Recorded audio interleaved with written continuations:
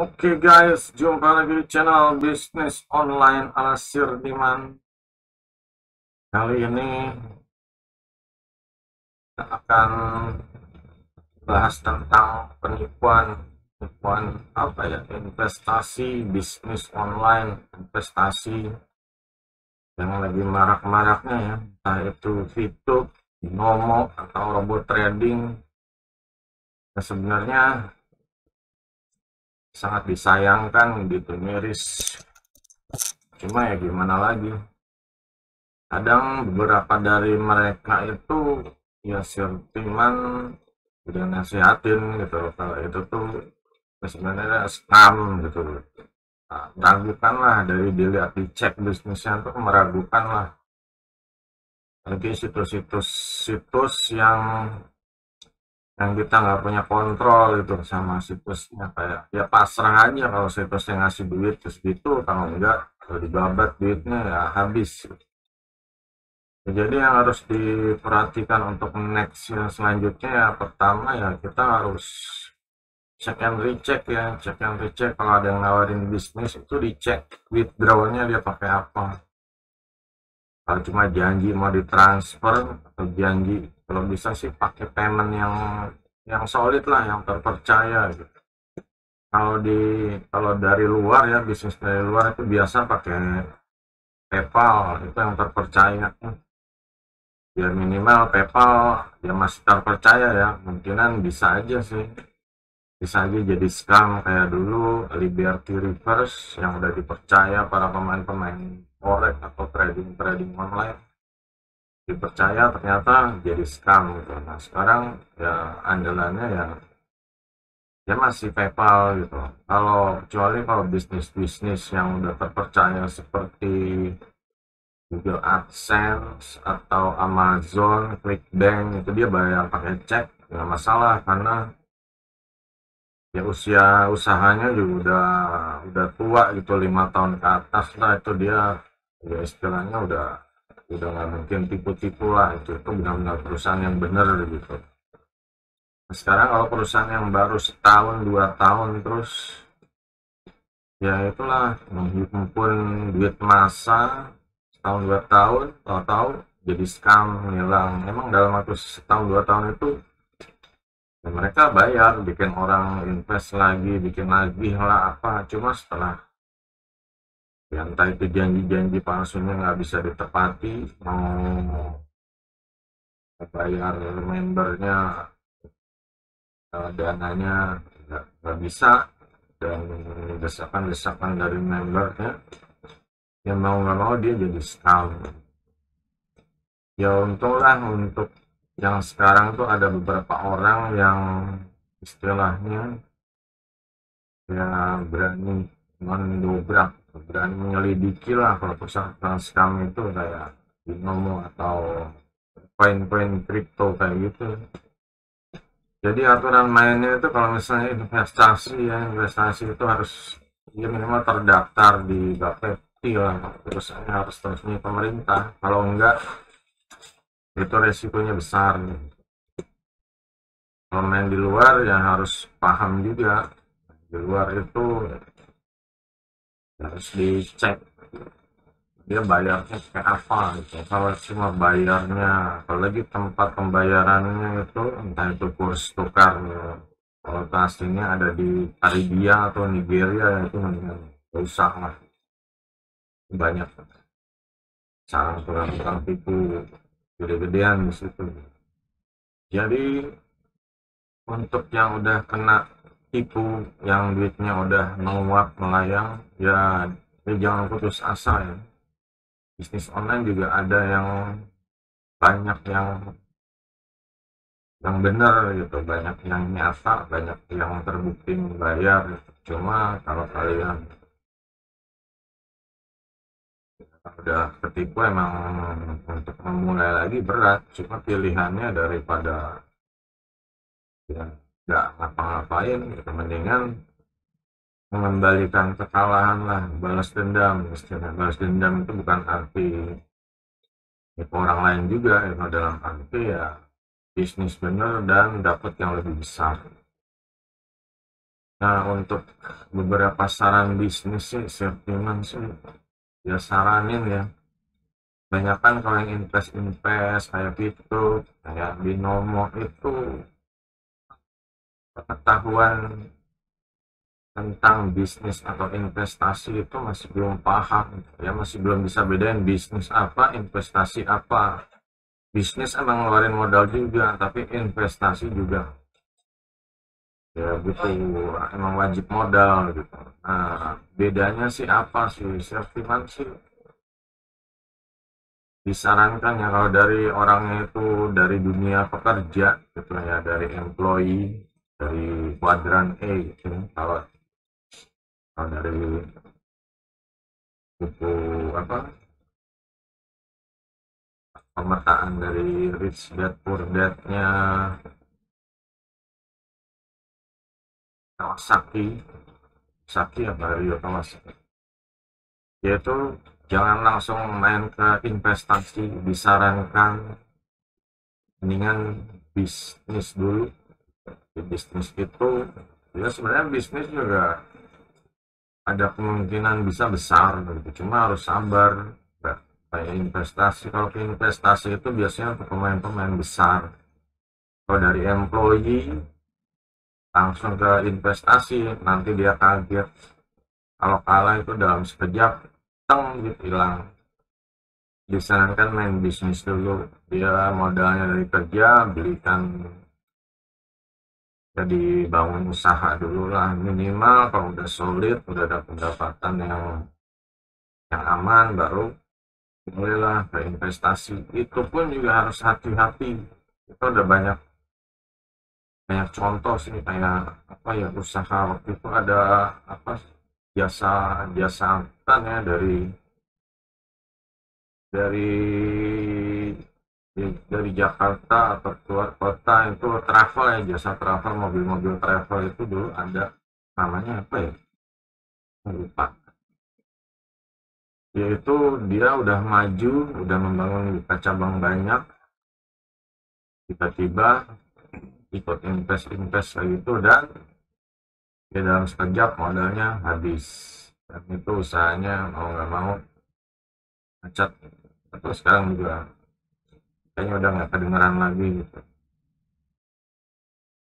Jadi ya seperti itu, dunia bisnis dan dunia investasi itu beda, harus paham paham dulu. Kalau ditawarin investasi ya jangan dulu, harus paham dulu ya kalian tuh udah kuat belum gitu. Kalau dalam waktu sekejap modalnya, dalam waktu sekian menit modal habis semua, ya kalian siap mentalnya nggak?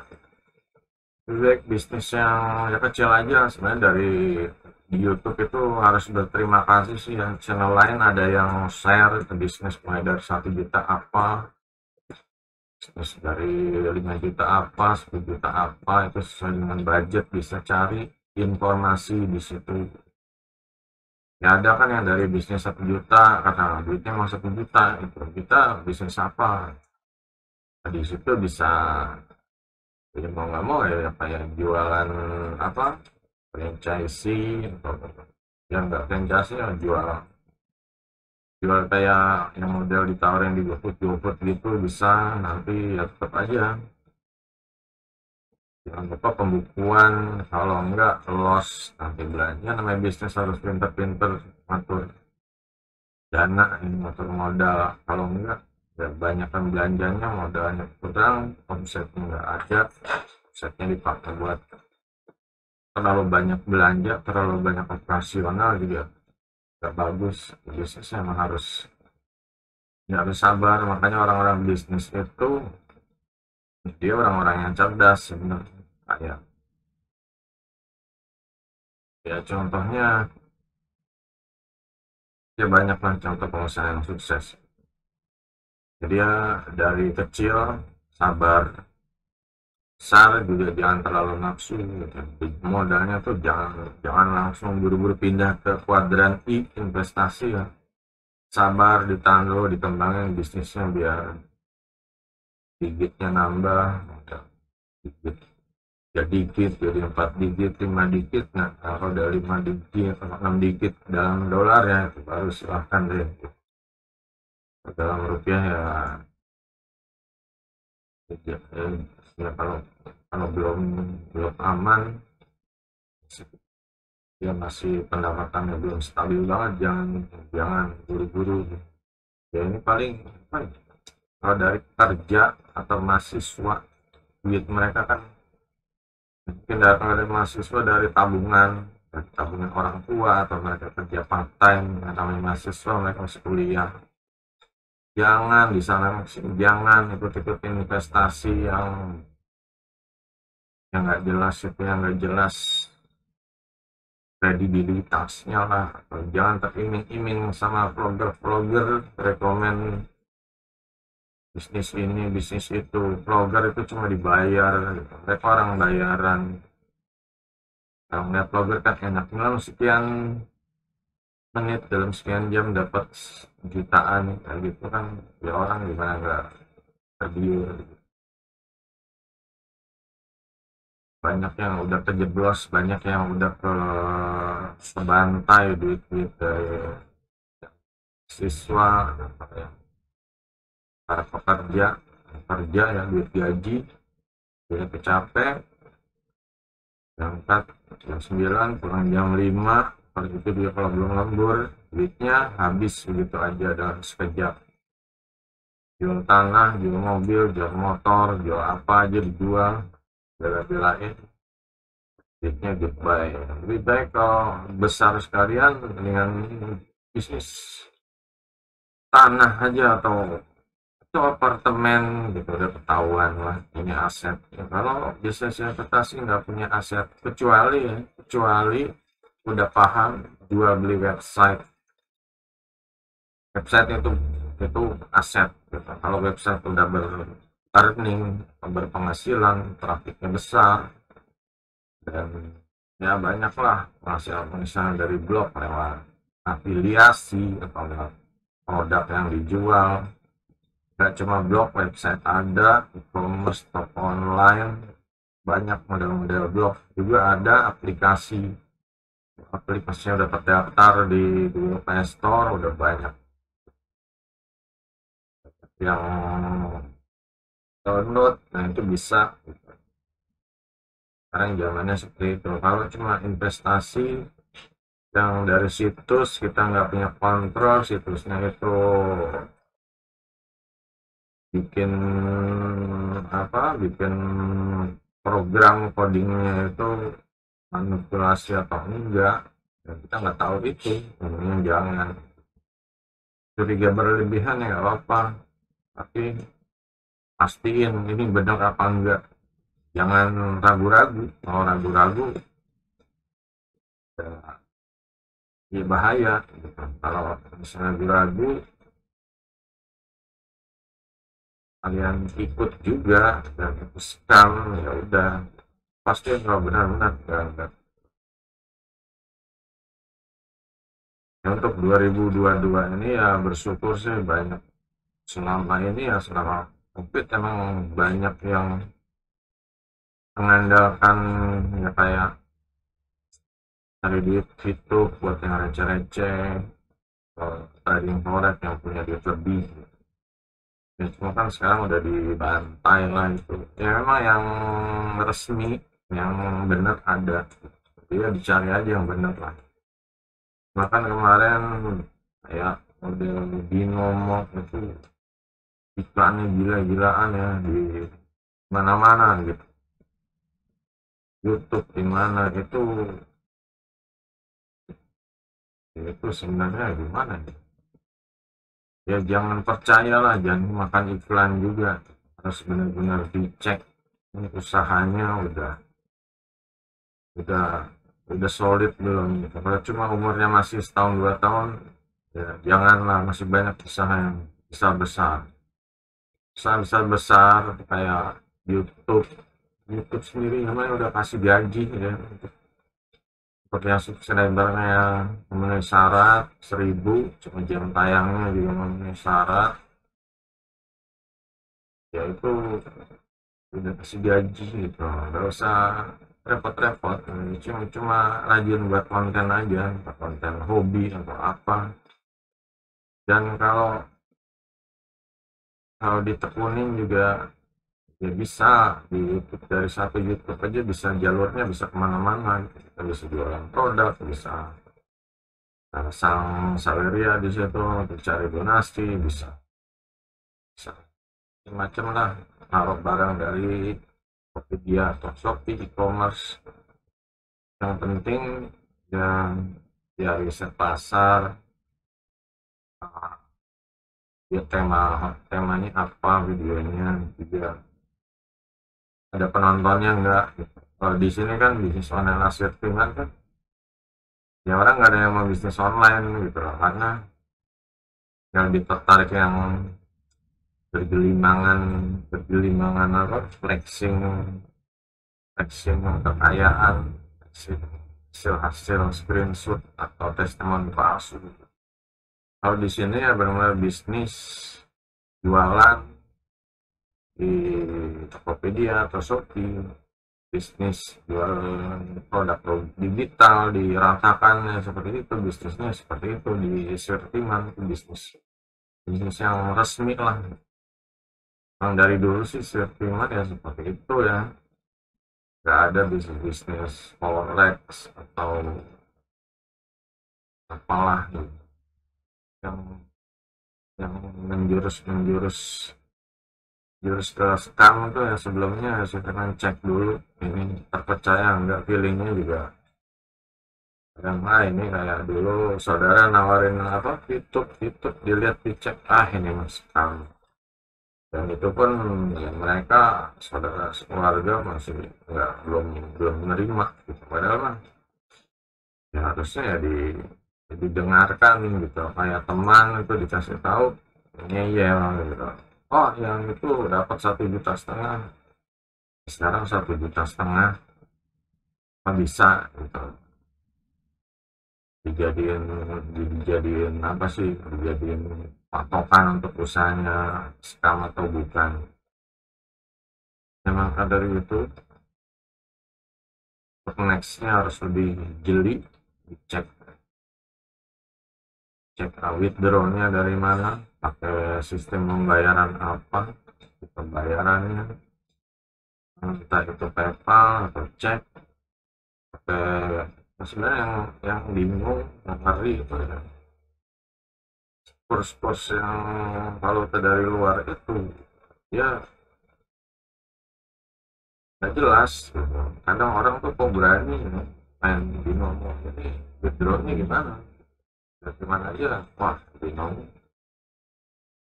withdrawnya gimana itu, nggak ada PayPal ya, ada PayPal kan ketahuan gitu. PayPal itu ya yang punya itu kadang dimintain surat usaha segala macam gitu. Karena si teman udah ngerasain sendiri ya, di PayPal dimintain surat usaha, datanya juga dimintain ganda ya, KTP, paspor sampai SIM, dan itu jelas gitu.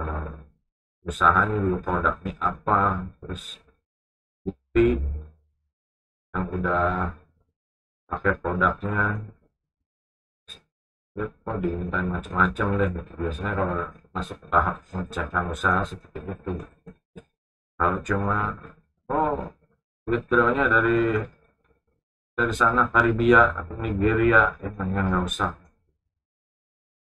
karena rawan scammer, lagi dari India dari blacklist dari PayPal,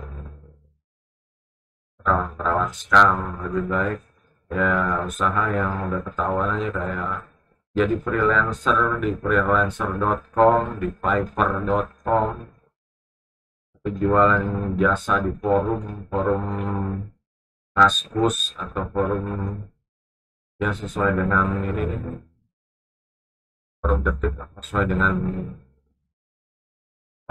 minat skillnya apa gitu. Malah disarankan sih mendingan punya satu usaha ya, servis, usaha jasa.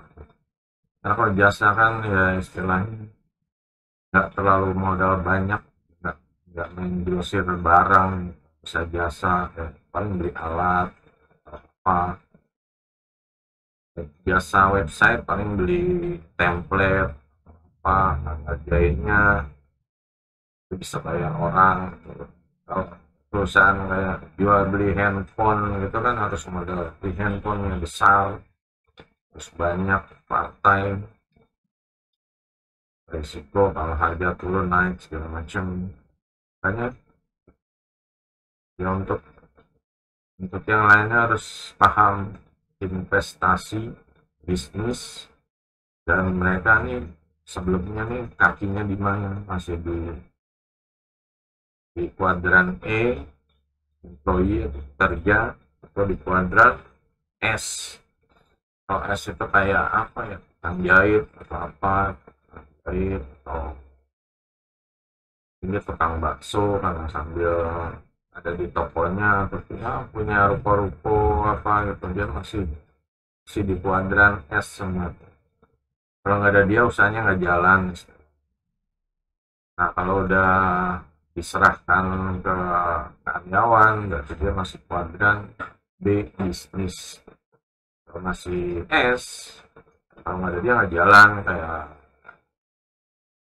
tukang pijit ya, tukang pijit keliling, kalau dipasain ke orang juga belum tentu ini rasanya beda gitu. Pelanggan juga oh ya bukan dia gitu. Itu beda. Jadi ya udah nggak usah ini deh, kalau ada investasi itu jangan ngelihat flexingnya itu, jangan ngelihat terlalu mudah dapat dia juga, itu hati-hati. Namanya bisnis itu tetap usaha, gagal bangkit dari gagal, udah itu aja. Kalau investasi ya kalian tuh harus siapin modal. Dalam investasi itu mungkin perbandingan 1:20, gagal 19 menang sekali gitu aja. Kalau kalian cuma sekali dua kali gagal terus ya kayak misalnya kemarin investasi di Robot Trading gagal terus udah. Kalau investor yang sejati nggak masalah, mereka masih ada 19 modal lagi buat main di zona di kuadran investasi itu pada I. Jadi ya seperti itu gambaran tentang jadi bicara kuadran ya. Kita harus paham kitanya di mana, terus mau melangkah mau pindah kuadrannya ke kemana. Kalau dari E atau S jangan buru-buru ke I deh, disarankan lebih baik dari E ke S buka usaha sesuai minat, jangan langsung investasi. Kenapa harus investasi itu harus belajar dulu, sama ya pas di kepala dulu, mau nggak mau kepala kalian tuh jangan invest atau diandalkan orang gitu, jangan. Begitu aja wejangan dari Sir Timan. Semoga untuk depannya jangan ada lagi yang kena tipu-tipu, yang kena iming-iming, janji-janji palsu. Tetap semangat bisnis online, cari duit online ya, entah itu bisnis atau investasi atau ya, usaha yang benar lah, yang legal. Sampai jumpa di video berikutnya. Jangan lupa subscribe, tekan lonceng, share, follow. Goodbye.